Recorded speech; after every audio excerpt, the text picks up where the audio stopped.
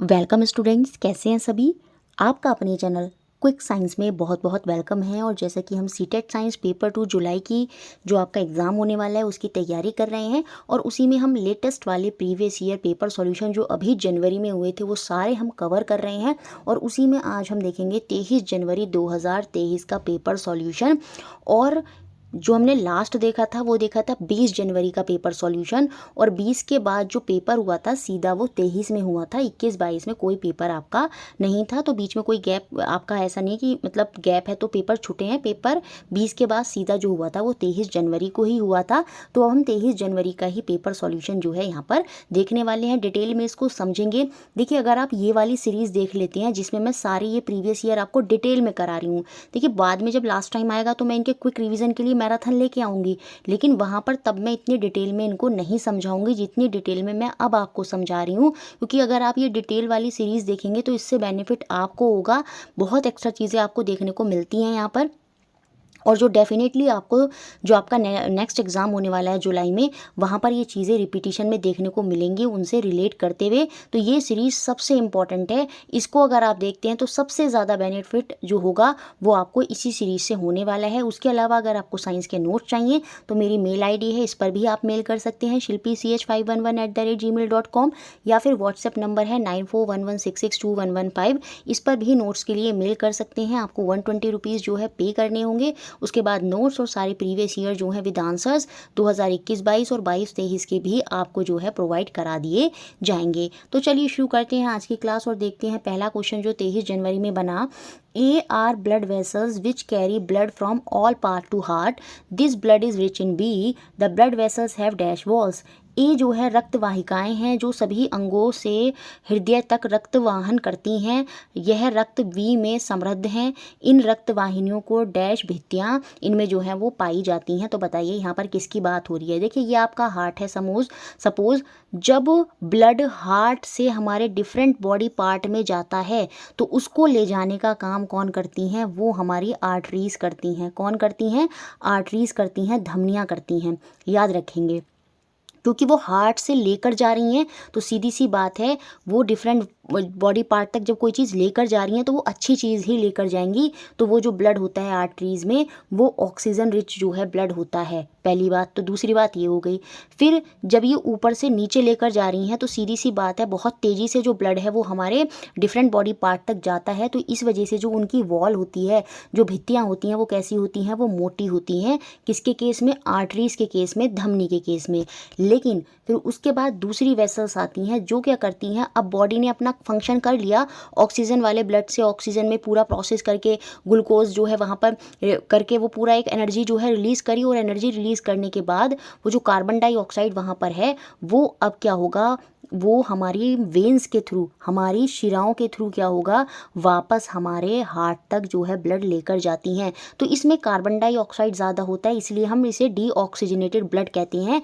जो नीचे से वापस हार्ट तक ले जाने का काम, वापस हार्ट तक पहुंचाने का काम कौन करती हैं? याद रखेंगे, वो हमारी वेन्स होती हैं, वो हमारी शिराएं होती हैं। क्योंकि ये नीचे से ऊपर लेकर जा रही हैं और मैंने बता दिया सारा प्रोसेस हो गया। उसके बाद ये कार्बन डाइऑक्साइड जो हीट जब प्रोड्यूस हुई है उसमें जो कार्बन डाइऑक्साइड रिलीज हुई है तो उसको वो लेकर ले जाने का काम जो है वहाँ पर कर रही हैं। तो ये कार्बन डाइऑक्साइड जो है इनमें जो इनका ब्लड होता है उसमें कार्बन डाइऑक्साइड की मात्रा ज़्यादा रिच होती है।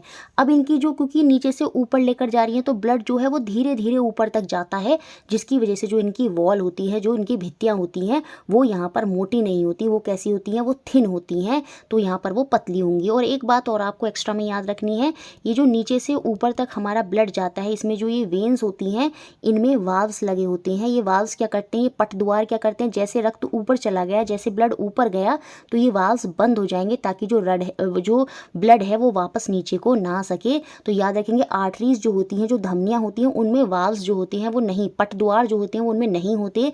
लेकिन जो वेन्स हैं, जो शिराएं हैं, उनमें पटद्वार होते हैं, वाल्व्स होते हैं। और ये वाल्व्स क्या करते हैं, रक्त को वापस नीचे की तरफ वो ना आ पाए उसको रोकने का काम करते हैं। तो मुझे लगता है सारे पॉइंट अब आपको क्लियर हो गए होंगे। तो यहाँ पर बात किसकी हो रही है? यहाँ पर फोर्थ ऑप्शन की बात हो रही है।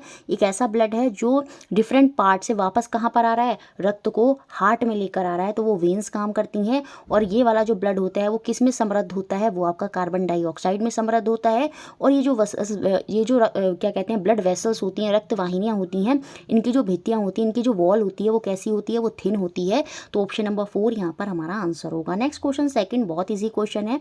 यहाँ पर कुछ सब्सटेंस दिए हैं और वो कहाँ कैसे स्टोर करे जाते हैं प्रयोगशाला में, उसकी विधि, जो भंडारण की विधि है, mode of storage in lab है, वो यहाँ पर हमें बता रखा है।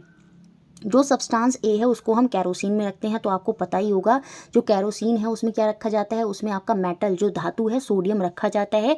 और ये बहुत रिएक्टिव होता है पानी और हवा के साथ, वहाँ पर ये एक्सप्लोजन करता है। इसी वजह से हम इसे कैरोसिन के तेल में जो है वहाँ पर रखते हैं। और ये बहुत मुलायम भी होता है, इसको चाकू से भी काटा जा सकता है। Be substance in glass bottle, आपने देखा होगा जो थर्मामीटर होता है, क्लिनिकल थर्मामीटर होता है, जिसकी रेंज कितनी होती है 35 डिग्री से 42 डिग्री सेल्सियस जिसकी रेंज होती है, वो क्लिनिकल थर्मामीटर ग्लास बॉटल में क्या होता है, उसमें मरकरी होती है। तो सोडियम के बाद यहाँ पर ये हट जाएगा, मरकरी के साथ जाएंगे, तो ऑप्शन नंबर 3 जो है वो मेरा यहाँ पर आंसर होगा, सोडियम पारा। बाकी तो हमें पढ़ने की ज़रूरत भी नहीं थी। सी जो है हम उसको जल के भीतर रखते हैं, अंडर वाटर रखते हैं, तो अंडर वाटर जो है वो आपका नॉन मेटल अधातु, क्या कौन सा धातु, फॉस्फोरस जो है वो रखा जाता है। क्योंकि जो फॉस्फोरस होते हैं, जो नॉन मेटल होते हैं, जो अधातु होते हैं, वो जल के साथ, जो वाटर है उसके साथ अभिक्रिया नहीं करते। तो यहाँ पर सी की बात किसकी हो रही है, फॉस्फोरस की बात हो रही है। और प्लास्टिक की शीशी में क्या रखा गया है, सोडियम हाइड्रोक्साइड की जो गुटिकाएं हैं वो रखी गई हैं, उसकी पैलेट्स रखे गए हैं। तो ऑप्शन नंबर 3 जो है वो यहाँ पर हमारा आंसर हो जाएगा। नेक्स्ट क्वेश्चन देखते हैं, third question. X is a digestive juice in human being which does not contain any enzyme, मानव में एक्स एक ऐसा पाचन रस है जिसमें कोई भी एंजाइम नहीं होता। अब यहाँ पर समझने की कोशिश करिए। देखिए हमारा जो शरीर है उसमें 2 तरह के ग्लैंड होते हैं, 2 तरह की ग्रंथियाँ होती हैं।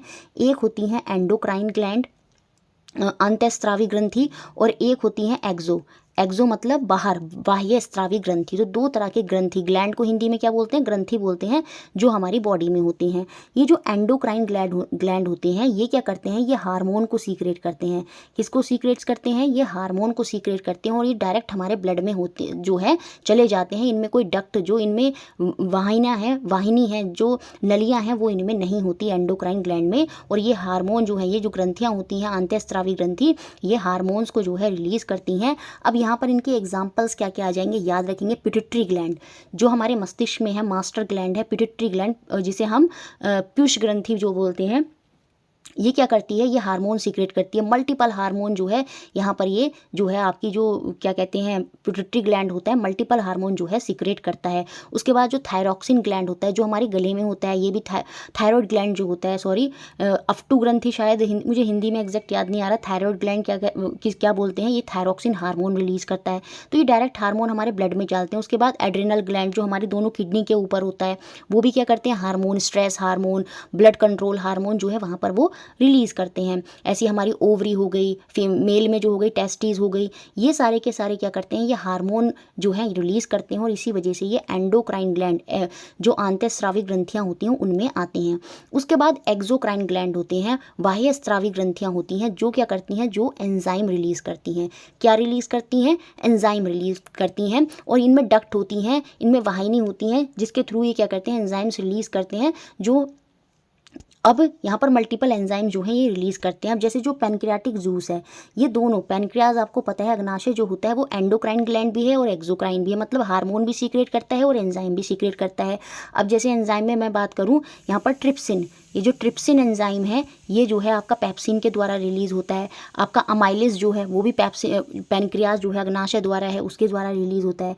लेकिन बाइल जूस, ये जो पित्त रस बनता है आपके लीवर में, और जो लीवर है याद रखेंगे वो भी कैसा ग्लैंड है, वो भी आपका एंडोक्राइन ग्लैंड है, ये एक्सोक्राइन नहीं है। लीवर याद रखेंगे एंडोक्राइन ग्लैंड में आता है, जो आपका लीवर होता है ये भी हार्मोन जो है वहाँ पर रिलीज़ करता है। तो बाइल जूस जो है यहाँ पर एंजाइम नहीं कंसिडर करा जाएगा। तो बाइल जूस ही एक ऐसा जूस होगा जिसमें कोई एंजाइम नहीं होता। तो ऑप्शन नंबर 2 यहाँ पर आंसर होगा। बाकी गैस्ट्रिक जूस जो हमारा जठरीय रस होता है उसमें पेप्सिन होता है, उसमें जो है एंजाइम्स जो हैं आपके पाए जाते हैं। ऐसे ही जो हमारा स्लाइवरी जूस होता है, लारा रस होता है, उसमें आपका टाइलिन होता है। याद रखेंगे ट्रिप्सिन जो होता है वो पैनक्रियाज में होता है, जो टाइलिन होता है वो आपका सलाइवा में जो और साथ में अमाइलिज, तो ये एंजाइम जो है वहाँ पर रिलीज होते हैं। तो यह क्लियर हुआ एंजाइम क्या है, हार्मोन क्या है और ये कहाँ कहाँ कैसे कैसे रिलीज होते हैं, कौन से ग्लैंड क्या करता है, सब मैंने अच्छे से समझा दिया।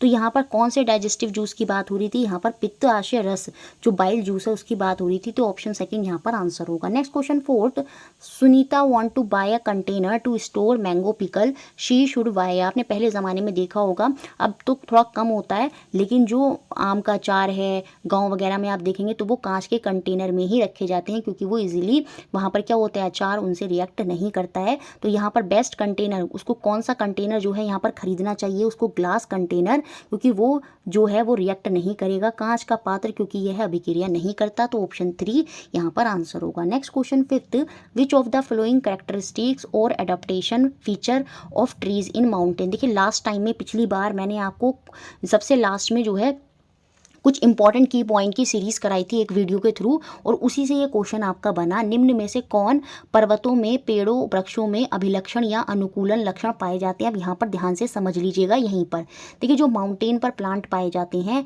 उनमें क्या होता है, लॉन्ग पेनिट्रेटिंग रूट नहीं होती, लंबी भगेती जड़ें नहीं होती। ये हमें डेजर्ट जो रेगिस्तान में पौधे होते हैं उनमें ये देखने को मिलती हैं, ताकि जो पानी है वो बहुत दूर से जड़ों जो है वहाँ पर ले पाएँ। तो ये जो लॉन्ग पेनिट्रेटिंग रूट होती हैं ये डेजर्ट प्लांट में होती हैं, ना कि माउंटेन वाले जो आपके क्या कहते हैं पर्वतों पे जो वृक्ष हैं उनमें नहीं होती। निडल लाइक लीव्स, देखिए बिल्कुल इनकी जो पत्तियां होती हैं वो निडल लाइक होती हैं। वो क्यों होती हैं माउंटेन पर, क्योंकि जो बारिश होती है और जो स्नो गिरती है, जो बर्फ़ गिरती है, वो इनकी पत्तियों को ख़राब ना कर दे और वो पत्तियों पर ठहरे ना। इस वजह से क्या होती है, इनकी जो निडल लाइक लीव्स जो हैं वो हमें देखने को मिलती हैं। तो ये यहाँ पर माउंटेन का फीचर हो सकता है। और यही जो सुई जैसी पत्तियाँ ये हमें डेजर्ट में भी देखने को मिलती हैं। उसके पीछे जो रीज़न होता है वो ट्रांसपिरेशन वाला रीज़न होता है, ताकि जो वाष्पोत्सर्जन है वहाँ पर कम हो जाए। लेकिन यहाँ पर जो निडल लाइक लीव्स होती हैं उसके पीछे का रीज़न ये होता है कि बर्फ़ वगैरह जो है वो पत्तियों पर ना ठहरे, वो उनको डिस्ट्रॉय ना करे, वो पत्तियों से गिर जाए, इसलिए वहाँ पर निडल लाइक जो लीव्स हैं, सुई जैसी पत्तियां जो हैं वो देखने को मिलती हैं। तो बी फीचर तो आएगा, ए नहीं आएगा। ए नहीं आएगा तो ये दोनों ऑप्शन बाहर, बी तो आना है और सी भी, दोनों में देख रहे हैं हम, बी सी तो है कॉमन, तो बी के साथ सी पी आएगा। स्लोपिंग ब्रांच, टलवा टहनियाँ होती हैं लटकेदार, है ना, इस तरह से होती हैं टलवा टहनियाँ, वो भी इसलिए ही होती हैं ताकि बर्फ़ वगैरह गिरे तो पत्तियाँ जो आपकी ब्रांचेज हैं, वो टहनियाँ हैं, वो टूट ना जाएं। तो इस वजह से वो क्या करती है, बर्फ़ को जैसे आप उसको हिलाएंगे ना, बर्फ़ सारी एकदम नीचे गिर जाती है। किस वजह से, क्योंकि स्लोपिंग ब्रांचेज होती हैं, टलवा टहनियाँ होती हैं। तो ये पॉइंट भी हमें माउंटेन वाले जो पौधे होते हैं उनमें देखने को मिलता है। तो बी सी तो आएगा। अब हम डी को चेक कर लेते हैं क्या ये होगा या नहीं होगा। देखिए वैक्सी थिन स्टेम जो है ये डेजर्ट वाले प्लांटों में देखने को मिलती है, जो रेगिस्तानी पौधे होते हैं उनमें होता है ये फीचर, ना कि माउंटेन वाले में। तो ये वाला ऑप्शन हटके ऑप्शन नंबर सेकेंड जो है वो हमारा यहाँ पर आंसर होगा। मोम मोटा तना, ये लीव्स जो होती हैं विद वैक्सी जो है यहाँ पर थिन स्टेम जो है देखने को मिलती है, थिक स्टेम मोटा तना होता है और उस पर वैक्सी कोटिंग होती है। उसके पीछे रीज़न ये होता है, वैक्सी कोटिंग क्या करती है, ट्रांसपिरेशन के रेट, वाष्पोत्सर्जन के जो रेट है उसको कम कर देती है, और उसको कम करने से जो पानी है वो प्लांट से बाहर जो है नहीं जाता, क्योंकि वहाँ पर पानी की बहुत ज़्यादा कमी होती है। उसके बाद लीव्स विद वैक्सी कोटिंग, ये हमें फ्लोटिंग प्लांट जो होते हैं, जो पानी के अंदर होते हैं, फ्लोटिंग प्लांट होते हैं, उनमें देखने को मिलती है मोम की परत के साथ पत्तियां। क्यों, क्योंकि उनकी जो पत्तियों पर मोम होती है, क्योंकि पानी में वो रह रही है। अगर पूरे टाइम पानी अगर पत्तियों के ऊपर रहेगा तो पत्तियां जो है वहाँ पर गल जाएंगी। तो इसी वजह से क्या होता है, पत्तियों पर जो पानी है वो ठहरे ना, और स्टोमेटा जो रंध्र है, जो स्टोमेटा हैं उसमें वो प्रिवेंट रहें, बचे रहें, इस वजह से वहाँ पर वैक्सी कोटिंग होती है फ्लोटिंग वाले जो पौधे होते हैं। तो मैंने सारे फीचर भी और भी अदर एक्सप्लेन कर दी, ताकि किसी तरह से भी क्वेश्चन बने तो आप आंसर कर दें। तो यहाँ पर जो आंसर होगा वो ऑप्शन नंबर सेकंड होगा। Next question 6, which of the flowing process does not involve chemical change, निम्न में से कौन से प्रक्रियाओं में रासायनिक परिवर्तन जो है वो निहित नहीं है, ये हमको बताना है। डिजॉल्विंग शुगर इनटू मिल्क, देखिए ये तो एक फिजिकल चेंज है। पहले दूध क्या था, दूध में यहाँ पर हमने सिंपली उसके स्वाद में परिवर्तन कर दिया। पहले वो नॉर्मल था, उसका कोई टेस्ट जो है वहाँ पर नहीं आ रहा है, अब हमने उसमें क्या कर दिया, शुगर डाल दी, लेकिन वो अभी भी मिल्क ही है। तो दूध में चीनी डालना तो केमिकल चेंज नहीं है, तो ये पक्का ऑप्शन में हमारे आना चाहिए। और जब ये पक्का ऑप्शन में आना चाहिए तो 2 ऑप्शन तो यहाँ से बाहर हो गए, ठीक है। तो डी तो ऑटोमेटिक बाहर हो गया। अब हमें चेक करना है या तो ए भी सही है या ए और सी सही है। अब देखिए सेटिंग मिल्क इनटू कर्ड, आपको पता ही है दही से दूध से दही बनाना, क्योंकि इसमें क्या हो रहा है, दूध जो है दही बन गया, वो एक पूरा प्रोसेस हुआ, तो वो केमिकल चेंज हो गया है। यहाँ पर कोई हमने ऐसा नहीं करा, यहाँ पर एक नया सब्सटेंस ही बनकर तैयार हो गया। और जब एक नया सब्सटेंस केमिकल रिएक्शन के थ्रू बनकर तैयार हो जाता है तो वो वहाँ पर केमिकल चेंज होता है, वो रासायनिक परिवर्तन होता है। तो ये रासायनिक परिवर्तन में आएगा, इट मीन्स। और यहाँ पर पूछ रहा था किन में रासायनिक परिवर्तन नहीं है, तो यहाँ पर बी नहीं आना चाहिए। इस हिसाब से ए और सी सही होंगे, तो ऑप्शन नंबर सेकंड जो है वो मेरा यहाँ पर सही हो जाएगा। Making butter milk from curd, दही से छाछ बनाना बहुत ही सिंपल है। दही में पानी ऐड कर देते हैं, उसको घुमा देते हैं रई वगैरह से, तो वो छाछ बन जाता है। तो वहाँ पर भी हमने क्या करा, जो दही गाढ़ा था उसको पतला पानी की फॉर्म में कर दिया, बटर मिल्क बना दिया। वो उसी का एक रूप है, ऐसा नहीं कि उससे कुछ नया सब्सटेंस बना है। तो इसी वजह से ये भी क्या है, ये भी आपका भौतिक परिवर्तन है, फिजिकल चेंज है। तो ए और सी यहाँ पर आंसर होंगे, option number second. Next question 7th, in human being fraternal twins are formed by, मानवों में भ्रांतीय यमज उत्पन्न होते हैं कैसे। देखिए इसका मतलब ये है कि जो ट्विंस हैं वो बिल्कुल दोनों एक दूसरे से अलग हैं, और वो अलग जो हैं वो तब होते हैं जब फर्टिलाइजेशन ऑफ 2 एग होता है बाय 2 स्पर्म। दोनों एग भी अलग हैं, दोनों स्पर्म भी अलग हैं, तो बच्चों के फीचर्स जो हैं वो बिल्कुल अलग होंगे। वो ट्विन जो होते हैं आपके फ्रेटर्नल होते हैं, तो ऑप्शन नंबर 4 जो है वो यहाँ पर बिल्कुल सही होगा। लेकिन जब एक ही एग 2 हिस्सों में डिवाइड हो जाता है तो वहाँ पर जो है जो ट्विंस हैं उनमें जो है एक जैसे लक्षण जो है देखने को मिल सकते हैं। तो फिलहाल यहाँ पर आंसर क्या होगा आपका, ऑप्शन नंबर 4 होगा। 2 शुक्राणु द्वारा 2 अंडों के निषेचन से ही आपको जो फ्रेटर्नल ट्विन है वो देखने को मिलते हैं। तो ऑप्शन नंबर 4 जो है वो यहाँ पर आंसर हो गया। एक बात और याद रखेंगे कि देखिए मेल जो होते हैं उनमें रिलीज़ होता है क्या आपका स्पर्म, जो फीमेल होती है उनमें क्या रिलीज़ होता है, ओवा, जो अंडा होता है वो रिलीज़ होता है। ये दोनों स्पर्म और ओवा जो होते हैं ये अभी क्या है, ये सिंगल सेल हैं। क्या है, ये दोनों के दोनों सिंगल सेल होते हैं। ये स्पर्म है और ये क्या है आपका ओवा है। अब इनका क्या होता है, ये दोनों जब कंबाइन होते हैं तो यहाँ पर क्या होता है, ये फर्टिलाइजेशन होता है। क्या होता है, फर्टिलाइजेशन होता है। और यहाँ पर क्या फॉर्म होता है, यहाँ पर आपका जो जाइगोट है वो फॉर्म होता है। और ये जो जाइगोट होता है ये भी याद रखेंगे, ये भी सिंगल सेल ही होता है।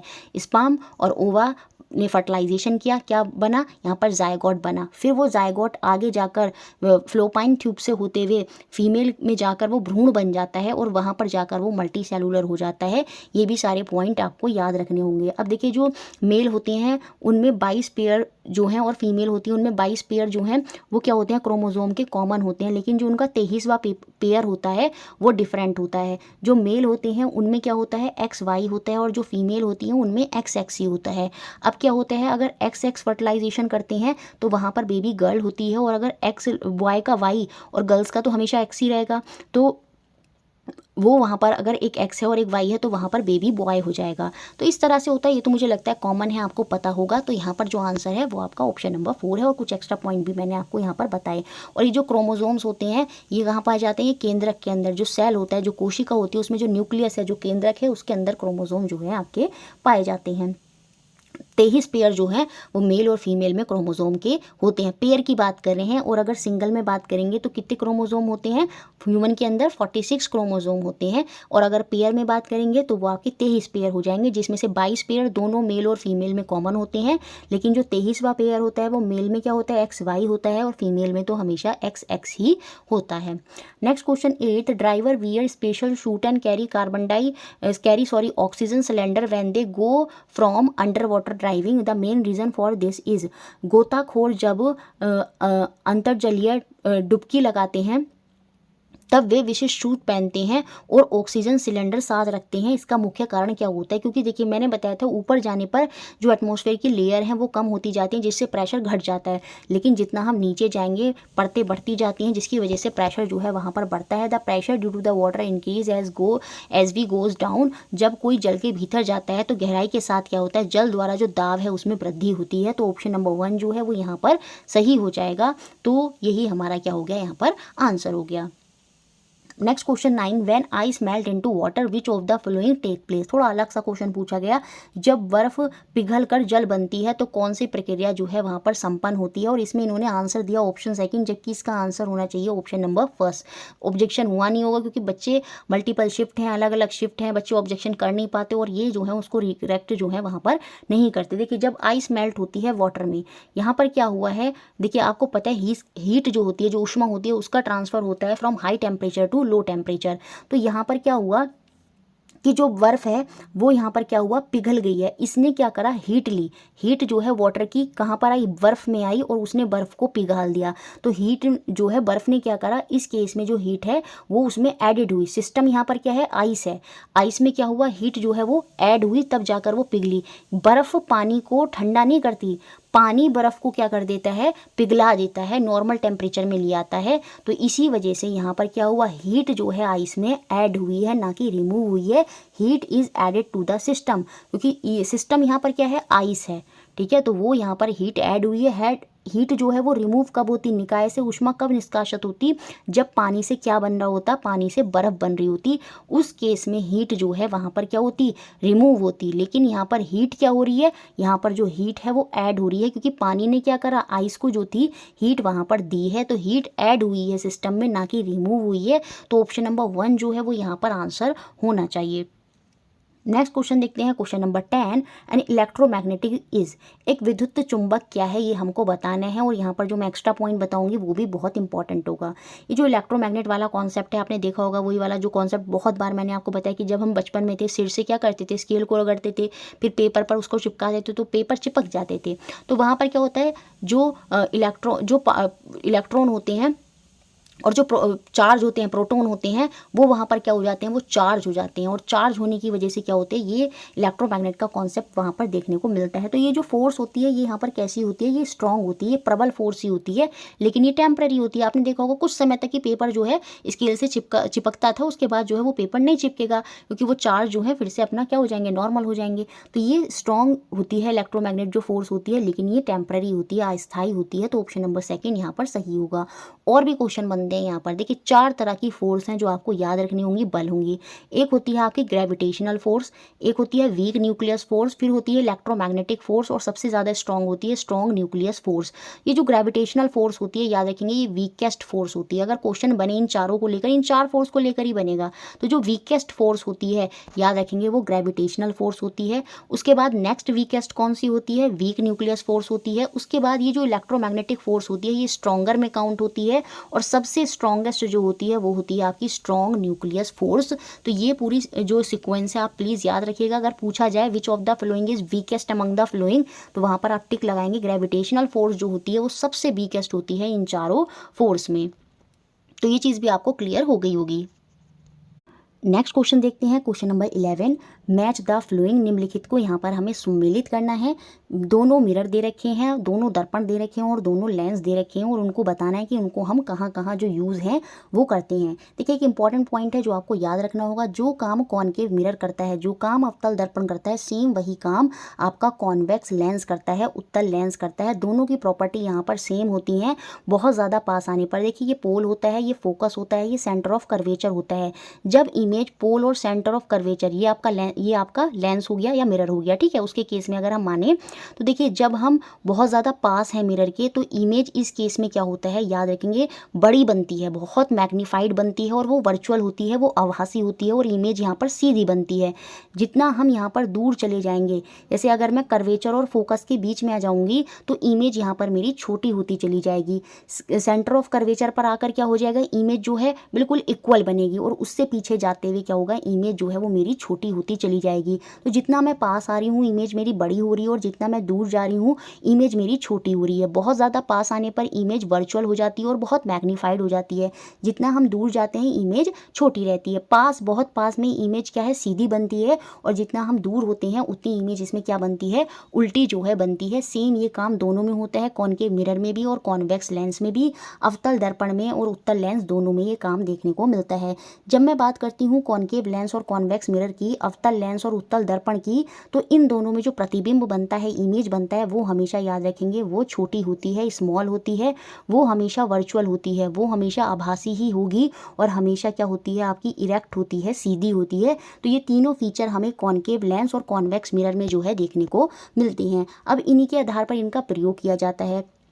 जो कॉनकेव मिरर है इसको हम टॉर्च लाइट जो होता है वहाँ पर यूज़ करते हैं, क्योंकि जो है हमें इजीली क्या हो सके, बड़ा बड़ा जो है वहाँ पर दिख सके और जितना दूर जाएं उतना सटीक भी दिख सके। तो उस केस में हम कॉनकेव मिरर का जो है वहाँ पर यूज़ करते हैं, यूज़ इन टॉर्च लाइट। अब मैं अगर कॉनकेव लेंस की बात करूँ तो देखिए, जिन्हें मायोपिया होता है, निकट दृष्टि दोष होता है, नियर साइटेडनेस होती है, जिसमें क्या होता है पास का तो दिखता है लेकिन दूर का नहीं दिखता, तो उसको फोकस करने के लिए यहाँ पर हम कॉनकेव लेंस का जो है प्रयोग करते हैं और इसका जो पावर होता है वो माइनस में होता है, ये बात भी आप याद रखेंगे। तो ए का मिलान किससे होगा आपका, ए का मिलान तो होगा 4 से और बी का मिलान होगा 3 से, और ये हमें देखने को मिलता है ऑप्शन नंबर 3 में। तो यहाँ पर जो आंसर होगा वो ऑप्शन नंबर 3 होगा। अगर मैं कॉन्वेक्स मिरर की बात करूँ तो इनका प्रयोग हम कहाँ करते हैं, देखिए क्योंकि इसमें इमेज छोटी होती है, हमेशा मैंने बताया आपको इरेक्ट होती है और हमेशा आभासी होती है, मिरर के पीछे ही बनती है। तो सीधी सी बात है, used for rear view in vehicles, वाहनों में जो पार्श्व दृश्य होता है, जो साइड में लगे मिरर होते हैं कार में, जैसे पीछे से आता हुआ ट्रक उसमें आसानी से दिख जाता है, तो वो उसमें छोटा दिखता है और बिल्कुल इरेक्ट दिखता है। ऐसा थोड़ी होता है कि ट्रक उल्टा दिखाई देता है, नहीं, वो छोटा दिखता है, इरेक्ट दिखता है और मिरर के पीछे ही इमेज बनती है, तो वो वर्चुअल होता है। तो वहाँ पर हम कॉन्वेक्स मिरर जो उत्तल दर्पण होता है उसका प्रयोग करते हैं। सी का फर्स्ट, हम इससे भी, अगर आपको ये दोनों के भी नहीं मिलते ना, तो आप सी के फर्स्ट से भी क्या होता है अपने आंसर पर जो है वो पहुँच जाते। तो जो भी आपको मिलता है एग्जैक्ट, उससे ही आप अपने आंसर पर पहुँचने की कोशिश करें। अगर एक दो आपको नहीं आते तो उन ऑप्शन को स्किप करके वो पकड़ें जो जिससे आप अपने आंसर पर पहुंच सकते हैं। कॉन्वेक्स लेंस जो होता है, उत्तल लेंस जो होता है, इसको कहाँ पर यूज़ किया जाता है, यूज्ड इन माइक्रोस्कोप, क्योंकि ये भी वही काम करता है जो कॉनकेव मिरर करता है, बहुत पास आ गए पर बड़ा देखने के लिए सूक्ष्मदर्शियों में प्रयोग करा जाता है, ताकि जो सूक्ष्म जीव होते हैं, जो छोटे छोटे जीव होते हैं, उनको हम मैग्नीफाइड देख सकें, बड़ा देख सकें। तो वहाँ पर कॉन्वेक्स लेंस का जो है वो प्रयोग किया जाता है। कभी कभी ये भी पूछ लेता है कि जो नाई वगैरह होते हैं, जो बार्बर वगैरह होते हैं, वो किस लेंस का प्रयोग करते हैं, तो वहाँ पर जैसे सॉरी वो जो डेंटिस्ट होता है वो वहाँ पर किस लेंस का प्रयोग करता है, क्योंकि उसको बड़ा देखना है, तो वो वहाँ पर आपका कॉन्वेक्स लेंस का ही जो डेंटिस्ट है वो प्रयोग करेगा, ताकि जो दांत हैं उसको, उसमें जो अगर कीड़ा भी लगा है तो उसको बड़ा बड़ा दिखे, मैग्नीफाइड दिखे। तो वहाँ पर भी वो कॉन्वेक्स लेंस का जो डेंटिस्ट है वो प्रयोग वहाँ पर करेगा, अगर उसको बड़ा देखना है। और बार बार जो है वहाँ पर कौन से मिरर का प्रयोग करेगा, वो कॉनकेव मिरर का प्रयोग करेगा, क्योंकि उसमें भी पास आने पर क्या होता है, हमें बड़ा दिखाई देता है। तो सारी फीचर जो हैं उसी के आधार पर आपको बताना था, तो ऑप्शन नंबर 3 यहाँ पर आंसर हो गया। नेक्स्ट क्वेश्चन देखते हैं 12th, और बहुत बार मैंने पीछे वाली क्लासों में भी इस क्वेश्चन को अच्छे से अब करवा दिया है, इसमें कोई दिक्कत नहीं होनी चाहिए। In which of the following cases the line depicted the distance time graph is parallel to time axis, निम्न में से किस परिघटना में दूरी समय के ग्राफ को निरूपित करती रेखा समय के अक्ष के समांतर होगी, ये हमको बताना है। कभी कभी क्या पूछ लेता है कि किसमें स्ट्रेट लाइन बनेगी, तो स्ट्रेट लाइन का भी मैंने आपको बताया है, ये टाइम होता है, ये डिस्टेंस हो गया। अब देखिए यहाँ पर ऑब्जेक्ट, सपोज ये 5 किलोमीटर है, यहाँ पर मेरा एक ऑब्जेक्ट है, टाइम तो मेरा बढ़ता जा रहा है लेकिन मेरा ऑब्जेक्ट अभी 5 ही किलोमीटर पर है, मतलब मेरा ऑब्जेक्ट क्या है, रेस्ट पर है। तो इस केस में भी स्ट्रेट लाइन बन जाती है। और ये जो स्ट्रेट लाइन सीधी रेखा बनी आप देख रहे हैं, ये पैरेलल है किसके, टाइम एक्सिस के। तो इसी केस में क्या हो जाएगा, जो डिस्टेंस टाइम ग्राफ है उसमें जो लाइन बनेगी वो पैरेलल होगी, वो समांतर होगी आपके समय अक्ष के। तो ऑप्शन नंबर 4 यहाँ पर सही होगा। और एक स्ट्रेट लाइन आपकी कब बनती है, जब आपका क्या होता है, यूनिफॉर्म मोशन देखने को मिलता है। जैसे क्या हो रहा है, डिस्टेंस भी इक्वल बढ़ता जा रहा है, जहाँ पर यूनिफॉर्म जो होगा स्पीड होगी आपकी, क्या होगा, डिस्टेंस भी क्या होता है आपका, पर्टिकुलर 5 है, फिर 10 है, फिर 15 है, तो 5 के गैप से डिस्टेंस भी बढ़ रहा है और टाइम भी इक्वल समय में इक्वल डिस्टेंस अगर बार बार कवर हो रहा है, तो वो आपकी यूनिफॉर्म स्पीड होगी। और उस केस में भी आपका स्ट्रेट लाइन ग्राफ जो है वो देखने को मिलता है। लेकिन यहाँ पर इसने स्ट्रेट लाइन नहीं पूछा, इसने पूछा था पैरेलल होगा। पैरेलल जो होता है वो ऑब्जेक्ट जब रेस्ट अवस्था में होता है, टाइम तो बढ़ता रहता है लेकिन ऑब्जेक्ट अपनी पोजीशन पर ही है, तो उस केस में पैरेलल जो है, समांतर जो है ग्राफ देखने को मिलता है। तो ऑप्शन नंबर 4 यहाँ पर आंसर है। Next question 13, which of the following statement is true, कौन से कथन सत्य हैं, ये हमको बताना है। On a new moon day the moon is between the earth and the sun, ये बात बिल्कुल सही है। जो आपका अमावस्या की रात होती है, चांद जो होता है वो पृथ्वी और सूर्य के बीच में जो है, यहाँ पर आपका चांद जो है वो देखने को मिलता है। देखिए चांद का वही हिस्सा हमें दिखेगा जो रिफ्लेक्ट होता है, जिस पर लाइट पड़ती है। तो देखिए लाइट पड़ रही है इस वाले हिस्से पर, तो ये वाला हिस्सा हमें जो है इस पर लाइट पड़ी नहीं है और इस समय इसका जो फेस है वो अर्थ की तरफ है। इस वजह से हमें जो मून है वो दिखाई नहीं देता ऑन न्यू, जो आपका न्यू मून डे होता है, अमावस की रात होती है। और याद रखेंगे उसमें जो मून होता है वो अर्थ और सन के बीच में होता है, ये बात बिल्कुल यहाँ पर सही है। अब जो फुल मून डे होता है, जो पूर्णिमा की रात होती है, उसमें अर्थ बिटवीन होती है सन और मून के, ये बात बिल्कुल सही है। जो सन और मून होते हैं वो एक दूसरे के अपोजिट होते हैं, बीच में अर्थ होती है ऑन फुल मून डे पे, और इसमें ल्यूमिनस पार्ट जो है वो रिफ्लेक्ट होता है और जिसकी वजह से वो अर्थ में जो है पूरा मून वहाँ पर दिखलाई जो है वो हमको पड़ता है। तो दोनों ही पॉइंट यहाँ पर क्या है, बिल्कुल सही है, both A and R true. तो ऑप्शन नंबर 3 यहाँ पर सही हमारा हो जाएगा। नेक्स्ट क्वेश्चन 14, यहाँ पर अभिकथन क्या दिया है। देखिए जब बच्चे पिछली बार कर आए थे ना, तो इसको मुझे बता रहे थे बच्चे कुछ और। देखिए ये आपका इस बार नोट्स में मैंने पूरा अच्छे से इसको ऐड किया है, विद एग्जांपल के साथ आपका ऐड किया है। तो नोट्स में जब आप चेक करेंगे जिन्होंने भी लिए हैं, तो उसमें ये आपको पूरा अच्छे से वहाँ पर देखने को मिलेगा। देखिए असर्शन, अभिकथन क्या है, बच्चों ने थोड़ा घुमा कर बताया, जबकि पूछा बहुत ही सिंपल है। ठीक है, अभिकथन यहाँ पर असर्शन क्या है, a fish in a lake appear to be larger and risen to the man standing on the shore. तट पर खड़े किसी व्यक्ति को किसी झील में मछली बड़ी और ऊंची प्रतीत होती है। सपोज ये पानी है और ये एयर है, तो यहाँ पर ये सपोज मछली है, लेकिन ये इसको दिख कहाँ रही है, ये इसको इधर दिखाई दे रही है, ऊंची दिखाई दे रही है और थोड़ी बड़ी दिखाई दे रही है। ऐसा क्यों हो रहा है। ठीक है, और ऐसा होता है, बिल्कुल ऐसा ये होता है भी। तो असर्शन, अभिकथन यहाँ पर बिल्कुल सही है। उसके पीछे का जो रीजन दिया है, कारण दिया है, वो क्या दिया है कि जो लाइट रे रीच कर रही है, reaching the man from the fish in the water bend away from the normal. जल में मछली से व्यक्ति की ओर, मछली से व्यक्ति की ओर, मतलब मछली से व्यक्ति की ओर जब लाइट जा रही है, आती हुई प्रकाश की किरणें जो होती हैं अभिलंब से दूर हो जाती हैं। ये बात बिल्कुल सही है, दोनों यहाँ पर सही होंगे। तो ऑप्शन नंबर 1 यहाँ पर सही होगा। कैसे सही होगा मैं आपको यहाँ पर अच्छे से अभी एक्सप्लेन करती हूँ। देखिए इसे हम बोलते हैं, एक होता है रिफ्लेक्शन ऑफ लाइट, प्रकाश का परावर्तन जो मिरर में देखने को मिलता है, शाइनिंग सरफेस में देखने को मिलता है। लाइट आती है, टकराकर वापस चली जाती है। उसके बाद एक दूसरा फेस आता है लाइट का, जिसे हम बोलते हैं रिफ्रैक्शन ऑफ लाइट, जो हमारा अपवर्तन होता है। उसमें क्या होता है, जो लाइट होती है एक मीडियम से दूसरे मीडियम में जाती है। तो जब वो एक मीडियम से दूसरे मीडियम में जाएगी, जैसे यहाँ पर एयर था, जो आदमी खड़ा है वो तो शोर अबव खड़ा है तो वो एयर है, और नीचे क्या है, वाटर है, जहाँ पर क्या है आपकी फिश है। तो ये दूसरा मीडियम है, ये 2 मीडियम है। तो जब लाइट एक मीडियम से दूसरे मीडियम में जाएगी, तो या तो वो नॉर्मल की तरफ, ये बीच में हम एक नॉर्मल खींच लेते हैं, जब लाइट एक मीडियम से दूसरे मीडियम में जाती है तो वो या तो नॉर्मल की तरफ बैंड करती है या उससे दूर चली जाती है। और ये किस पर डिपेंड करता है, ये ऑब्जेक्ट, ये जो मीडियम है, सॉरी जो माध्यम है, ये जो एयर और वाटर यहाँ पर मीडियम है, उनकी डेंसिटी, उनके घनत्व पर डिपेंड करता है। क्योंकि एयर जो होती है उसकी डेंसिटी कम होती है, वाटर जो है उसकी घनत्व, क्योंकि वो मास पर डिपेंड करता है, तो पानी का जो घनत्व है, डेंसिटी है, वो ज़्यादा है। देखिए अब इसने इस केस में हुआ क्या, पहले तो आप ये पॉइंट याद रख लीजिए कि जब लाइट रेयर से डेंसर में जाती है, मतलब हल्के से भारी में जाती है, जैसे अगर लाइट एयर से वाटर में जाएगी तो वो नॉर्मल की तरफ ऐसे जाएगी, तो वो ऐसे नॉर्मल की तरफ बैंड हो जाएगी। लेकिन जब लाइट डेंसर से रेयर में जाती है, भारी से हल्के में जाती है, तो वो नॉर्मल से क्या हो जाता है, वहाँ पर क्या होता है, नॉर्मल की तरफ बैंड नहीं करती, नॉर्मल से दूर हो जाती है। तो यहाँ पर क्या होगा, यही केस यहाँ पर हुआ, क्योंकि लाइट यहाँ पर आपने देखा होगा, लाइट रे reaching the man from the fish. यहाँ पर क्या हुआ कि लाइट आई, टकराई, और जब वो फिश से टकराकर वापस जा रही हैं, फिश से टकराते हुए आदमी के पास तक जा रही हैं, तो नीचे से ऊपर जा रही हैं, मतलब पानी से हवा में जा रही हैं। तो पानी भारी है और एयर की डेंसिटी कम है। तो जब लाइट भारी से हल्के में जाती है, जैसे यहाँ से जा रही है, तो ये नॉर्मल है, तो ये नॉर्मल की तरफ को नहीं झुकेगी, ये नॉर्मल से दूर चली गई। और दूर जाने की वजह से क्या हुआ, जब हम इसका इस तरह से ड्रॉ करेंगे, तो ये जो मछली है वो जब इस तरह से पड़ेगी तो वो ऊंची दिखाई देती है मनुष्य को, क्योंकि वहाँ पर लाइट जो है वो उससे दूर, नॉर्मल से अवे हो गई है, और उसकी वजह से जो प्रतिबिंब बन रहा है वो थोड़ा ऊंचा बन रहा है। क्योंकि जब जैसे इस स्लाइड को कंप्लीट करेंगे तो आप देखेंगे ये ऊंची बन जाएगी। इसी वजह से जो मछली होती है वो ऊपर उठी हुई और बड़ी जो है वो वहाँ पर हमको दिखाई देती है, पर एक्चुअल पोजीशन उसकी थोड़ी नीचे होती है। तो यहाँ पर दोनों ही सही हैं आपके। तो ऑप्शन नंबर 1 जो है वो यहाँ पर हमारा आंसर हो जाएगा। Next question 15, the shape of parachute is such that it experience dash friction due to air.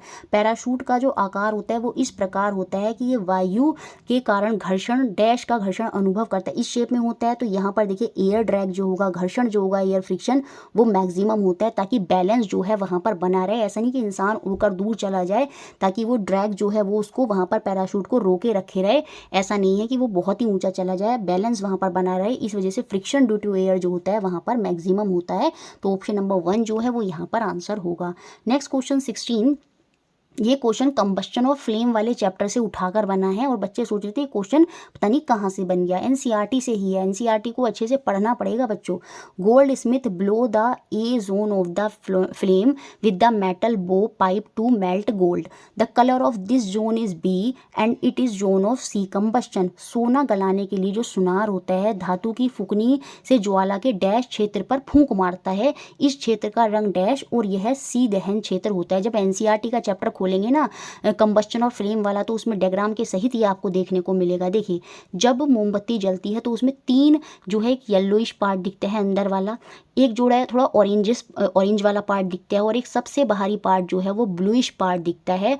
और याद रखेंगे ये जो ब्लू वाला पार्ट होता है, ये जो आउटर जोन होता है, ब्लू वाला पार्ट होता है आपका कंबस्टन का, ये हॉटेस्ट पार्ट होता है। तो जब गोल्ड जो कि इजीली मेल्ट नहीं होता, उसका मेल्टिंग पॉइंट बहुत हाई होता है, तो उसको पिघलाने के लिए मेल्ट को तो क्या करता है वो जो है उसकी ब्लू लाइट जो है उस पर जो है वो मारता है सोना गलाने के लिए। सुनार धातु की फूकने से ज्वाला के कौन से क्षेत्र को, ये जो आपका आउटर मोस्ट वाला क्षेत्र है, जो वहत्तम क्षेत्र है, वहाँ से उसको उस वाली लाइट को उस क्या कहते हैं सोने पर लगाने की कोशिश करता है, क्योंकि ये हॉटेस्ट पार्ट होता है, ये सबसे गर्म पार्ट होता है। और इसका कलर कैसा होता है, इसका कलर होता है ब्लू। और ये कैसा होता है, ये आपका कंप्लीट कंबस्टन होता है, इसमें पूर्ण दहन जो है वो देखने को मिलता है। तो ऑप्शन नंबर 2 जो है वो यहाँ पर मैच करेगा। ये आउटर मोस्ट है ब्लू वाला, इसका कलर ब्लू है और यहाँ पर कंप्लीट कंबस्टन होता है, मतलब पूर्ण दहन हो जाता है, कोई भी एनर्जी वेस्ट नहीं होती, इसलिए वो ब्लू पार्ट से क्या करता है गोल्ड को पिघलाने की कोशिश करता है। अब यहाँ पर ये भी याद रखेंगे आप एक्स्ट्रा में, जो मिडिल पार्ट होता है वो येलोइश पार्ट होता है और ये मॉडरेट जो है वो हॉट होता है। और जो नीचे वाला देखिए इसमें तो ये येलो वाला पार्ट हो गया, उसके बाद देखिए ये येलो और ऑरेंजिस होता है। लेकिन जब बहुत ध्यान से देखेंगे ना आप लॉ को, तो उसमें अंदर की तरफ को ब्लैक भी दिखेगा, वो इनर मोस्ट और अनबर्न वैक्स होती है जिसकी लीस्ट हीट होती है। और उसमें देखा होगा आपने जो वो है क्या कहते हैं धागा जो है वो धीरे धीरे जलता रहता है, क्योंकि वहाँ पर कंप्लीट कंबस्टन नहीं होता है। लेकिन जो ऊपर वाला पार्ट होता है उसमें कंप्लीट कंबस्टन पूर्ण दहन जो है वो देखने को मिलता है। मिडिल वाला पार्ट जो होता है वो मॉडरेट हॉट होता है, और जो नीचे वाला सबसे ब्लैकिश पार्ट होगा आपका, जो उसमें फ्लेम जो जल रही है उसमें वो आपका लीस्ट हॉट होता है, सबसे कम जो है वो वहाँ पर गर्म होता है। तो ऑप्शन नंबर 2 यहाँ पर जो है आपका फिलहाल आंसर होगा। नेक्स्ट क्वेश्चन 17, वही डिस्प्लेसमेंट रिएक्शन वाले चैप्टर से, विस्थापन अभिक्रिया वाले चैप्टर से क्वेश्चन बन गया। एक मेटल एक्स है जो डिस्प्लेस कर देता है मेटल वाई को। अब देखिए मैंने बहुत बार समझा दिया है, कोई भी धातु एक्स है किसी सॉल्यूशन में पड़े धातु वाई को वो तभी विस्थापित कर पाएगा सिंगल मेटल अगर वो ज़्यादा रिएक्टिव है। अब यहाँ पर ये जो मेटल एक्स है वो वाई को सॉल्यूशन में से निकाल पा रहा है, इट मीन्स जो एक्स है वो ज़्यादा रिएक्टिव है किससे, वाई से। लेकिन ये जो एक्स है ना ये जेड को डिस्प्लेस नहीं कर पा रहा, किंतु धातु जेड को उसके जो लवणीय विलयन है उससे विस्थापित नहीं कर पा रहा ये एक्स। इट मीन्स जो जेड है वो ज़्यादा रिएक्टिव है, सिंगल मेटल यहाँ पर ज़्यादा रिएक्टिव नहीं रहा, सॉल्यूशन में पड़ा जो मेटल जेड था वो ज़्यादा रिएक्टिव था, इसी वजह से वहाँ पर डिस्प्लेसमेंट नहीं हुआ। तो जेड सबसे ज़्यादा हो गया, उसके बाद एक्स, उसके बाद वाई आ गया। फिर यहाँ पर क्या हो जाएगा, यहाँ पर लिखा है जो वाई है धातु W को धातु Y जो है उसके लवणीय विलयन से विस्थापित कर देता है, मेटल W को जो है उसके सॉल्ट सॉल्यूशन से जो Y है वो निकाल देता है। अब Y यहाँ पर सिंगल मेटल की तरह काम कर रहा है और सॉल्यूशन में पड़ा मेटल क्या है W, उसको वो निकाल दे रहा है, इट मीन्स जो Y है वो ज़्यादा रिएक्टिव है W से।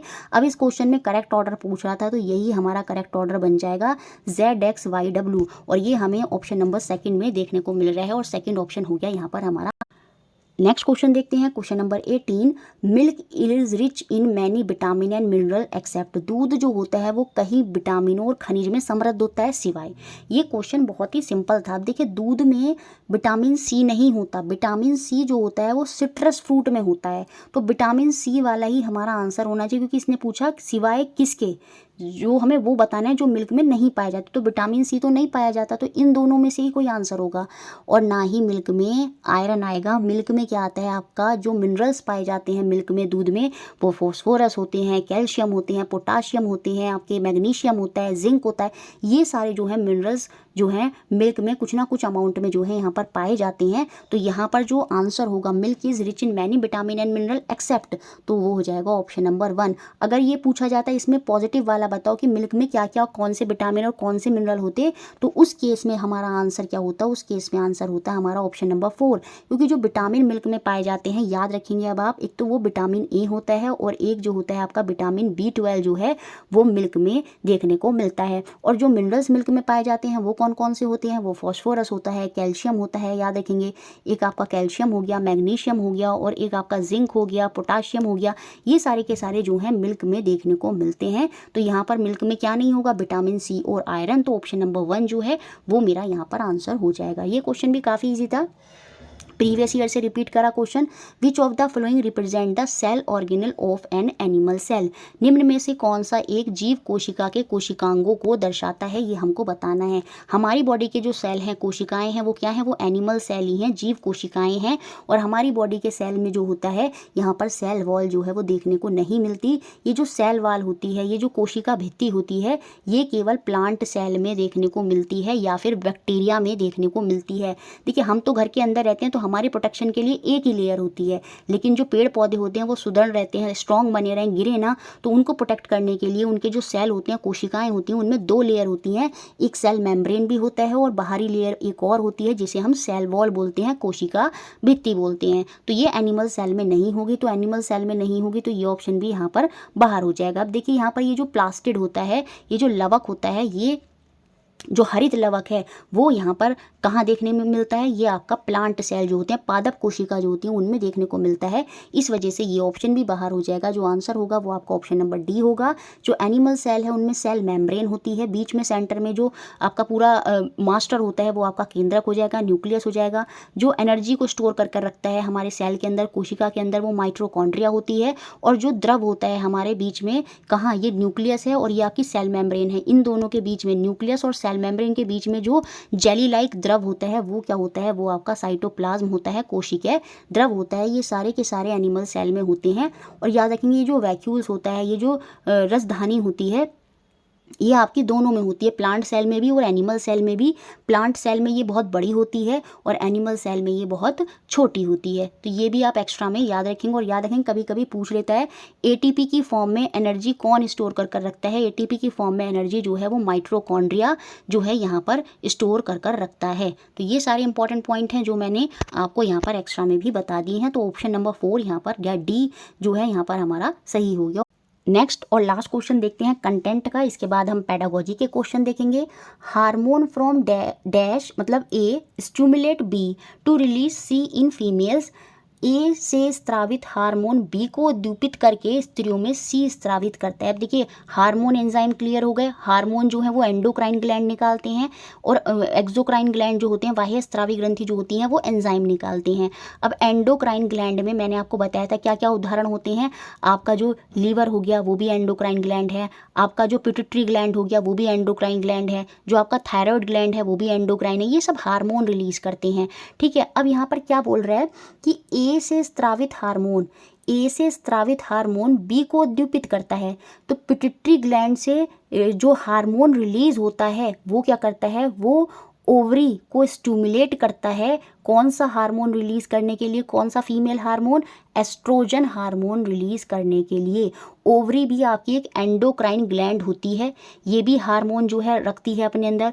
और ये हार्मोन कब निकलेंगे, इसको कमांड कौन देता है, इसको जो कमांड देता है वो हमारे जो मस्तिष्क में होती है पिट्यूटरी ग्लैंड, पीयूष ग्रंथि होती है, वहाँ से जो हार्मोन होते हैं वो ओवरी को कमांड देंगे। वो अंडाशय जो ओवरी ग्लैंड है फीमेल के अंदर, उसको कमांड देंगे कौन सा हार्मोन रिलीज करने के लिए, एस्ट्रोजन वुमन हार्मोन जो होता है उसको रिलीज करने के लिए। और ये जो एस्ट्रोजन और प्रोजेस्टेरॉन, फीमेल के अंदर 2 हार्मोन रिलीज होते हैं ओवरी में, एस्ट्रोजन और प्रोजेस्टेरॉन। ये जो एस्ट्रोजन और प्रोजेस्टेरॉन हार्मोन है, इसी की वजह से जो फीमेल में रिप्रोडक्शन होता है, मेंस्ट्रुएशन साइकिल होता है, वो जो है बैलेंस कंट्रोल होता है।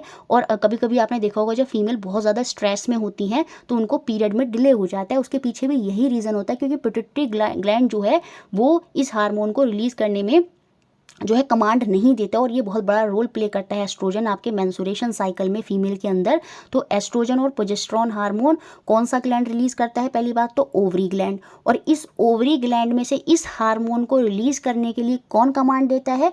पिट्यूटरी जो है, पीयूष जो है, वहाँ पर वो इसको कमांड देता है। तो ऑप्शन नंबर सेकंड यहाँ पर आंसर होगा। और जो मेल में जो टेस्टी से निकलता हुआ हार्मोन होता है वो होता है टेस्टोस्टेरोन, तो वो मेल का होता है। और फीमेल में क्या होता है? एस्ट्रोजन और प्रोजेस्टेरॉन, ये आप याद रखेंगे। तो ऑप्शन नंबर सेकंड यहाँ पर आंसर हो गया। उसके अलावा अगर आपको साइंस के नोट्स चाहिए, बायलिंगुअल नोट्स मिल जाएंगे पूरे आपको, साथ में प्रीवियस ईयर क्वेश्चन 2021-22 और 22-23 के सभी शिफ्टों के क्वेश्चंस विद आंसर्स आपको मिल जाएंगे। आपको मेरी मेल आईडी या मेरे व्हाट्सएप नंबर के थ्रू क्या करना है, आपको 120 रुपीज़ या डायरेक्ट मेरी ये है पेटीएम के थ्रू या आप जीपे के थ्रू पेमेंट करके आपको व्हाट्सएप पर आपके नोट्स मिल जाएंगे। आप व्हाट्सएप या जीमेल पर जो है मेरे को मैसेज जो है वहाँ पर कर सकते हैं नोट्स के रिगार्डिंग। तो चलिए अब हम देखेंगे पेडागोजी के क्वेश्चन। तो अब हम पेडागोजी का क्वेश्चन देखते हैं। Question number 21, which of the flowing question is open ended? निम्न में से कौन सा प्रश्न खुले सिरे वाला है या डाइवर्जेंट क्वेश्चन है, ये हमको यहाँ पर बताना है। जहाँ पर बच्चे क्या होते हैं, जब भी आ जाए अगर ऐसा हो तो क्या होगा, वो हमेशा ओपन एंडेड क्वेश्चन या डाइवर्जेंट क्वेश्चन की तरफ इशारा करते हैं, जहाँ बच्चे क्या होते हैं अपने अपने विचारों को टीचर तक बताते हैं। कोई पर्टिकुलर आंसर नहीं होता, मल्टीपल आंसर जो है बच्चे वहाँ पर सोचते हैं, विचार करते हैं। बच्चे जो है वहाँ पर बेसिकली सोचते हैं कि क्या क्या चीज़ें उसके लिए हो सकती हैं। अब देखिए यहाँ पर यही हमको पहचानना है। Why are stem of cactus succulent, ये एक पर्टिकुलर आंसर जो हमें एनसीईआरटी में मिल जाएगा। कैक्टस का तना गूदेदार क्यों होता है? वो इसलिए होता है क्योंकि वो ज़्यादा से ज़्यादा पानी जो है अपने तने में जो है रखता है, तभी वो उसका क्या होता है, वो तना जो होता है गूदेदार होता है। तो ये पर्टिकुलर आंसर हो गए, तो ये ओपन एंडेड नहीं होगा। Why potato is a stem, आलू एक तना क्यों है, ये भी क्या है आपका ओपन एंडेड क्वेश्चन नहीं है, एक पर्टिकुलर आंसर जो है इसका मिल जाएगा। List two difference between stem and root, यहाँ पर भी क्या होगा, बच्चे दो दो डिफरेंस दे देंगे स्टेम और रूट के बारे में।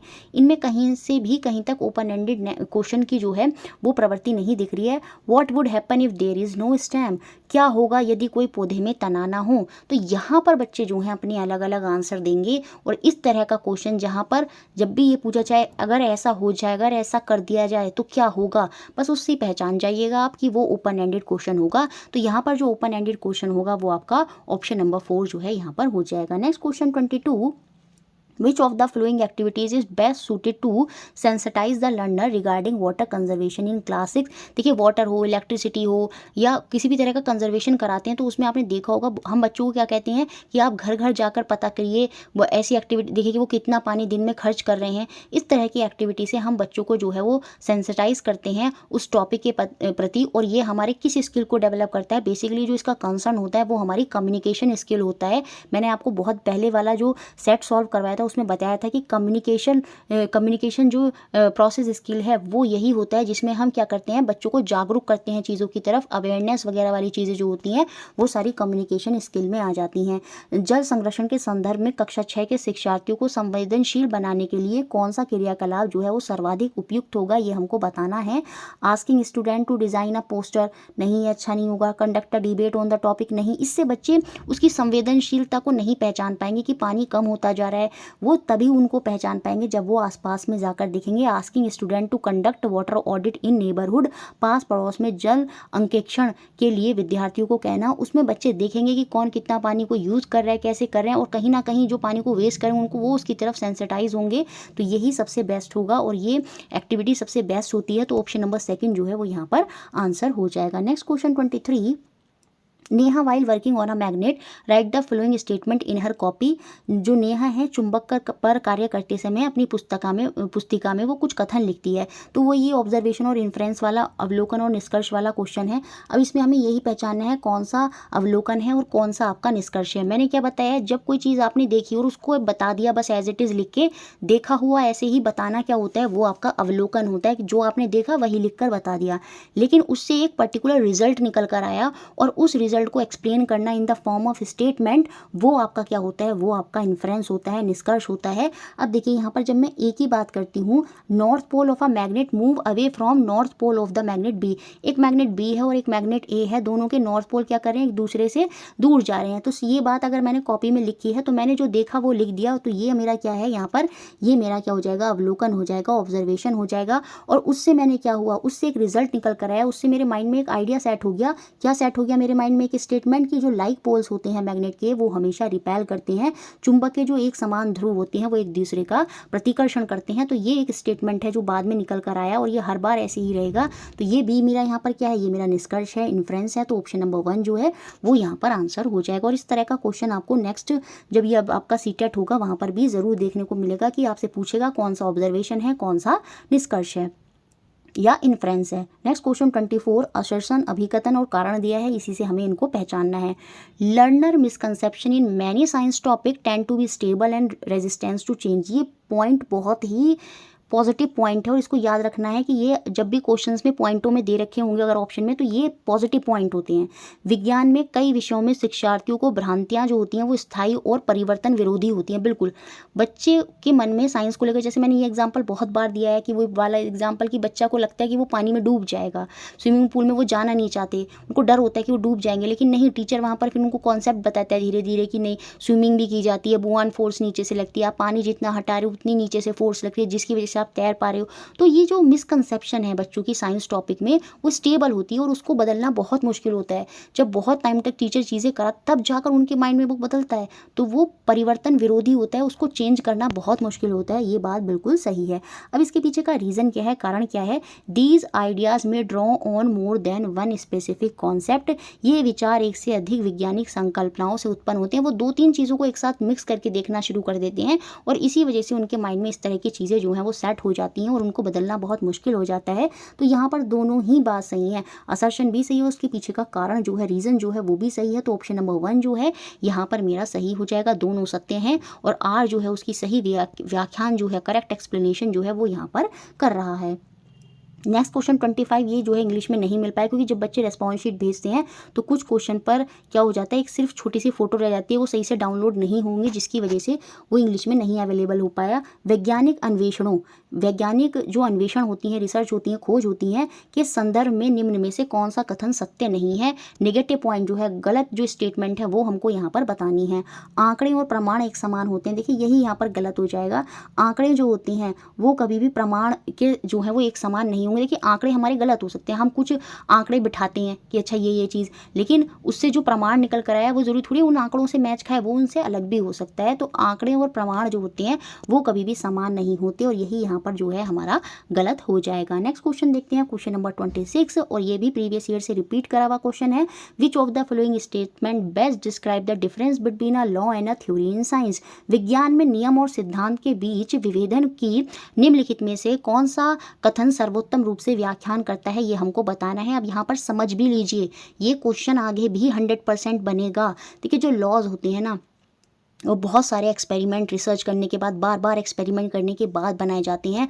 वो कुछ जनरल स्टेटमेंट्स होती हैं जो दी जाती हैं बहुत सारे रिसर्च और एक्सपेरिमेंट के बाद और उनको बदला नहीं जाता। जैसे न्यूटन के जो लॉज हैं वो क्या है, वो लॉज हैं, नियम हैं, वो बहुत सारी रिसर्च एक्सपेरिमेंट के बाद जो है वहाँ पर जनरलाइज फॉर्म में उनको स्टेटमेंट के फॉर्म में दिया गया है और उनमें परिवर्तन नहीं होगा, वो चेंज नहीं होते, तो वो लॉ होती हैं। तो लॉ और जनरलाइजेशन, नियम जो होते हैं सामान्यकरण होते हैं, जबकि जो थ्योरीज होती हैं वो सिंपल एक्सप्लेनेशन होती हैं। आपने जो चीज़ देखी, आपने जो चीज़ करी, उसको अपनी फॉर्म में लिख दिया, एक्सप्लेन कर दिया, वो थ्योरी है। और थ्योरी जो होती है उनमें चेंज किया जाता है, उनमें जो है परिवर्तन होता है। तो ये आप याद रखेंगे। तो ऑप्शन नंबर 1 ही यहाँ पर सही हो जाएगा। सिद्धांत जो होते हैं वो व्याख्यान होते हैं और ये सामान्यकरण होते हैं, ये जनरलाइजेशन होती हैं, ये स्टेटमेंट होती हैं और इनको बदला नहीं जाता, ये आसानी से बदली जा सकती हैं जो आपकी थ्योरीज होती हैं। ठीक है, तो ऑप्शन नंबर 1 जो है वो यहाँ पर इससे मैच खाएगा। यहाँ पर और बाकी ऑप्शन देखेंगे, ये ओल्ड विधि है, थ्योरी जो है मॉडर्न है, ये बिल्कुल कोई भी अच्छा डिफरेंस जो है यहाँ पर नहीं होगा। ये यूनिवर्सल है, थ्योरी जो है पर्सनल और कॉन्सेप्चुअल बेस होती है, जैसे कोई एक्सीडेंट देख या नहीं, ये बात भी यहाँ पर जो है वो गलत है। Laws are named after a scientist, नहीं, साइंटिस्ट के ये तो बिल्कुल ही निगेटिव हो गया। थ्योरीज आर नॉट, नियम जो होते हैं किसी वैज्ञानिक के नाम पर नामित होते हैं, जबकि सिद्धांत नहीं होते, सिद्धांत भी हो सकते हैं। तो ये यहाँ पर डिफरेंस नहीं होगा, तो ऑप्शन नंबर 1 ही यहाँ पर बेस्ट आंसर जो है इसके लिए होगा। Next question 27, which of the following statement is true regarding science. विज्ञान के संदर्भ में निम्न में से कौन सा कथन सत्य है। अब यहाँ पर देखिए एक वर्ड तो था जो हम पीछे से पढ़ते आ रहे थे, ये प्रीवियस ईयरों में भी बहुत बार आया कि साइंस इज स्केप्टिसिज्म, और मैंने बोला है ये विज्ञान में पॉजिटिव पॉइंट होता है। विज्ञान जो होता है वो संशयवादी होता है, इनमें चीज़ों को लेकर डाउट बना रहता है ना, और जो है एक दूसरे में कॉन्ट्राडिक्ट, डिबेट, बहस बहुत ज़्यादा होती हैं। तो साइंस जो होती है वो स्केप्टिसिज्म होती है। ये बात तो यहाँ पर बिल्कुल सही है। अब देखिए एक नया टर्म यहाँ पर आया जो आगे भी आपको देखने को मिलेगा, ये क्या है, पर्सिमोनियस। ये देखिए जो पर्सिमोनियस होता है ये भी यहाँ पर सही होगा। विज्ञान जो है अल्पव्ययी होती है। देखिए यहाँ पर क्या होता है ना, एक्सपेरिमेंट रिसर्च करे बहुत जाते हैं, चीज़ों को बड़ा बड़ा करा जाएगा, लेकिन बाद में क्या होता है, एक छोटा सा पर्टिकुलर स्टेटमेंट जो है उससे निकाल लिया जाता है, उसका एक निचोड़ जो है निकाल लिया जाता है, उसको छोटे से छोटा रखा जाता है। तो वो क्या होता है, साइंस जो होती है क्या होती है, पर्सिमोनियस होती है, अल्पव्ययी होती है। ये बात भी यहाँ पर सही हो जाएगी। अब देखिए पर्सिमोनियस क्या होता है, प्रिंसिपल, एक ऐसा principal that the most acceptable explanation of the occurrence. मतलब हमने बहुत सारी एक्सप्लेनेशन करी, लेकिन जो उसमें मोस्ट एक्सेप्टेबल होगी उस, या कोई फिनोमिना है, कोई इवेंट है, उसको हमने सिंपलेस्ट फॉर्म में दे दिया है, इन्वॉल्विंग द फ्यूएस्ट एंटिटीज़ हैं, एजप्शन है और चेंजेस हैं। मतलब उसका कंक्लूजन, उसका जो सार है वो हमने बाद में बता दिया। वही साइंस में होता है कि पूरा ऐसा नहीं पूरा एक्सप्लेन कर रहे हैं, बैठा रहे हैं पूरा, नहीं। अब क्या है, जैसे न्यूटन का लॉ है, वो एक पर्टिकुलर स्टेटमेंट आ गई थर्ड लॉ में, for every action there is equal and opposite reaction. तो मोस्ट एक्सेप्टेबल जो है एक्सप्लेनेशन वहाँ पर हमने ली जो सिंपलेस्ट है ना, फ्यू है, छोटी है, तो वो वहाँ पर लेते हैं, वो आपका पर्सिमोनियस में आ जाता है। तो मुझे लगता है अभी आपको क्लियर भी हो गया होगा काफ़ी हद तक कि विज्ञान जो होती है वो अल्पव्ययी है। तो दोनों पॉइंट यहाँ पर पॉजिटिव हैं, मतलब थर्ड ऑप्शन जो है वो यहाँ पर सही हो जाएगा, ए और बी आर ट्रू, दोनों सत्य हैं। Next question 28, which of the following statement reflect contemporary understanding of assessment in science. विज्ञान के आकलन की समकालीन समझ को निम्नलिखित में से कौन सा कथन जो है यहाँ पर प्रतिबिंबित करता है, ये हमको बताना है। सेम, अब देखिए अगर क्वेश्चन भी आपको यहाँ पर समझ में नहीं आ रहा, आप ऑप्शन देखिए, आप ऑप्शन में से देखिए 4 ऑप्शन में कौन सा बेस्ट होगा। अब ये तो हमको पता चल गया कि हमें पॉजिटिव पॉइंट ढूंढना है। Same type of task should be given to all the student for parity. समकक्षता के लिए सभी विद्यार्थियों को एक प्रकार के कार्य देने चाहिए। नहीं, देखिए ऐसा नहीं होता, सब बच्चे अलग हैं, सबकी करने की क्षमता अलग होती है, तो सबको एक तरह का टास्क नहीं देना चाहिए, अदरवाइज तो वो कॉपी कर लेंगे। और साइंस में कॉपी नहीं होती, अलग अलग टास्क जो है बच्चों को दिए जाते हैं ताकि वो अपने तरीके से सोचें और उन्हें अपने तरीके से कर पाएँ। तो ये कहीं ना कहीं से भी आकलन के लिए जो है अच्छा नहीं होगा विज्ञान में, तो ये तो हट गया। यूज़ ऑफ, और इससे हम फिर बच्चे तो अलग अलग हैं, तो उनका एक जैसा आकलन थोड़ी कर सकते हैं, तो इस वजह से भी बाहर है। यूज़ ऑफ साइंटिफिक वोकैबलरी नहीं आएंगे, जब भी वोकैबलरी का टर्म आता है वैज्ञानिक शब्दावली का प्रयोग करके आकलन करेंगे। सर्वोत्तम कसौटी होनी चाहिए, ये भी हमारा क्या हो गया, आपका निगेटिव पॉइंट हो गया। ये इंपॉर्टेंट क्राइटेरिया असेसमेंट का आकलन का नहीं होगा। Process skill should be a part of formal assessment. प्रक्रिया कौशल औपचारिक आकलन का भाग होना चाहिए, बिल्कुल, क्योंकि उसमें क्या होता है ना, जैसे प्रोसेस स्किल क्या है, जैसे लेबोरेटरी में बच्चे परफॉर्म कर रहे हैं तो टीचर सबको देख रहा है कौन कैसे कार्य कर रहा है, और कहीं ना कहीं वो बच्चे के बारे में जान जाएगा। और वो जो फॉर्मल असेसमेंट है, जो कार्य के बीच में ही किया जाता है बच्चों की कमियों को जानने के लिए, तो ये जो प्रोसेस स्किल है ये उसी का पार्ट होना चाहिए। और इसके थ्रू जो है हम आकलन जो है वो वहाँ पर जो है विज्ञान में आकलन की जो समकालीन समझ है वो यहाँ पर दिख जाएगी। तो process skill should be a part of formal assessment. ये जो है प्रक्रिया कौशल जो है औपचारिक आकलन का भाग होना चाहिए। तो ये पॉइंट यहाँ पर पॉजिटिव दिख रहा है। बाकी इंटरडिसिप्लिनरी, मैंने आपको बताया साइंस का नेचर कैसा होता है, विज्ञान की जो प्रकृति होती है वो कैसी होती है, इंटरडिसिप्लिनरी होती है। ये पॉजिटिव पॉइंट है। और ये यहाँ पर कहता है इसको नहीं देने चाहिए, ये असेसमेंट में यूज़ नहीं होने चाहिए, जबकि ये असेसमेंट में यूज़, आकलन में यूज होने चाहिए। तो फोर्थ भी नेगेटिव पॉइंट है, तो आंसर हो गया option number 3। Next question 29, in order to make science classroom inclusive the teacher need to. विज्ञान की समावेशी कक्षा बनाने के उद्देश्य में शिक्षक को आवश्यकता होगी किसकी, ये हमको यहाँ पर बताना है। समावेशी कक्षा वही कक्षा है जहाँ पर अलग अलग तरह का बच्चा है कोई बच्चा स्पोर्ट्स में अच्छा हो सकता है, कोई रीडिंग में, कोई राइटिंग में, अलग अलग एक्टिविटी में बच्चे अच्छे हो सकते हैं। कोई बच्चा जो होता है उसमें कोई विकार भी हो सकता है, कोई मंदबुद्धि भी हो सकता है थोड़ा सा, है ना, कोई इंटेलिजेंट भी हो सकता है। तो वो जहाँ पर हर तरह का बच्चा है, अलग अलग मातृभाषा के बच्चे जो है वहाँ पर जिनकी बेसिक लैंग्वेज है वो अलग हो सकती है, वो आपकी इंक्लूसिव क्लासरूम जो है वो होती है। वहाँ पर टीचर को किस चीज़ की नीड होगी, किसकी आवश्यकता होगी, ये हमको बताना है। Pay more attention to high achiever, उच्च क्षमताओं के विद्यार्थियों पर अधिक ध्यान देगा। इससे तो जो बच्चे वीक हैं उनमें निगेटिविटी आ जाएगी और वो और भी ज़्यादा वीक हो जाएंगे और वो गलत दिशा में जो है वहाँ पर चले जाएंगे। तो ये तो नेगेटिव पॉइंट है। Allow self paced learning. अब देखिए ये न्यू टर्म आया इस बार और याद रखेंगे ये साइंस में पॉजिटिव टर्म होगा। स्वचाल अधिगम को मान्यता देनी चाहिए। सेल्फ पेस्ड लर्निंग वो होती है जैसे सेल्फ स्टडी टाइप से, जैसे आप समझिए ऑनलाइन क्लास है, बच्चे ने उसको डाउनलोड कर लिया। एक बच्चा क्या होता है एक ही बार में उसको समझ में आ रहा है, एक बच्चा क्या कर रहा है उसको रिपीट करके 2-3 बार में देख रहा है, एक थोड़ा फास्ट मोड में देख रहा है, एक थोड़ा धीरे करके देख रहा है। तो सेल्फ पेस्ड लर्निंग में क्या होता है ना, बच्चे अपना आसानी से अपने कंफर्ट जोन में चीज़ों को कर पाता है। ठीक है, अगर ऐसे एक बच्चे को रीडिंग धीरे धीरे होती है तो वो आसानी से अपने धीरे धीरे अपने टाइम में अपने अनुसार जब चीज़ों को करता है बच्चा, तो वो सेल्फ पेस्ड लर्निंग होती है। और ये जो आपकी कैसी समावेशी कक्षा है वहाँ पर बहुत बड़ा रोल प्ले करती है, तो इसको अलाउ करना चाहिए। ये यहाँ पर पॉजिटिव पॉइंट हो जाएगा। एक स्टैंडर्डाइज कैरिकुलम होना चाहिए। देखिए जब समावेशी कक्षा है तो वहाँ पर कभी भी मानकीकृत जो पाठ्यचर्या है वो नहीं हो सकती। कि स्टैंडर्ड कैरिकुलम बना दिया तो वो सभी के लिए इक्वल नहीं होगा, हर बच्चे के लिए टीचर को अलग तरीके से देखना होगा। तो ये नेगेटिव पॉइंट है। Delete difficult task for some learner. देखिए जो बच्चे वीक हैं, कभी कभी टीचर ऐसा करते हैं और आज भी कर लेते हैं, पहले भी, कि इंटेलिजेंट बच्चों को तुम ही करके लाओ इस चीज़ को, है ना। इससे क्या होता है जो वीक बच्चा है कहीं ना कहीं वो घबरा जाता है या फिर ये बोल देते हैं कि आप टास्क करो ही मत, है ना। तो कुछ टास्क जो है वो डिलीट करा देते हैं कुछ बच्चों के लिए कि आपके लिए ये टास्क है ही नहीं। तो उससे बच्चे और उनके अंदर हीन भावना आ जाती है और जो इंटेलिजेंट बच्चे हैं वो उनको कहीं ना कहीं चिढ़ाने लगती हैं। तो ये भी बहुत नेगेटिव पॉइंट होता है। तो ऑप्शन नंबर 2 जो है यहाँ पर बेस्ट होगा और सबसे बेहतर होगा। नेक्स्ट और लास्ट क्वेश्चन आज की क्लास का।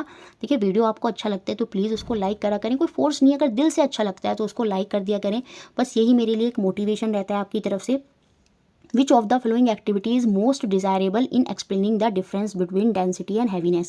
अब देखिए ये पैडागोजी में क्वेश्चन है, आपसे कोई इनकी डेफिनेशन नहीं पूछ रहा। घनत्व और भारीपन में विभेदन की व्याख्यान के लिए कौन सा क्रियाकलाप अधिवांछनीय होगा, सबसे बेस्ट होगा, डिजायरेबल होगा, ये हमने बताना है। देखिए एक्सप्लेन करना कभी भी अच्छा नहीं होता। बच्चों को हमेशा क्या करानी चाहिए, सबसे पहले सबसे पहले एक्टिविटी करानी चाहिए, खुद से उनको करने के लिए कुछ देना चाहिए।